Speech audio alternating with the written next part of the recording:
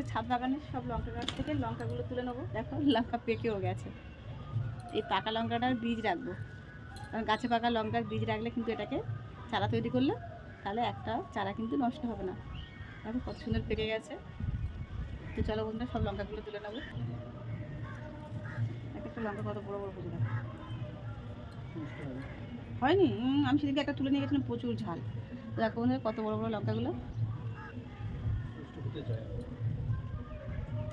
এগুলো একটু হয়ে যাবে আর শুধু তুলে নেবো, তোলা দরকার নেই। অনেক আগে ধরেছে লঙ্কাগুলো দাও। তো দেখো বন্ধুরা কত লঙ্কা হয়েছে গাছে। এই যে লঙ্কাগুলো তুলে নিলাম, এর আগে কয়েকটা তুলেছি, আর আজকে একসঙ্গে অনেকগুলো লঙ্কা তুলে নিয়েছি বন্ধুরা। গাছগুলো পরিষ্কার করে গাছের গোড়াগুলো একটু খুশে দেবো আর মাটি দিয়ে দেবো। তো বন্ধুরা আজকে ভিডিওটা কেমন লাগলো কমেন্ট করে জানিও।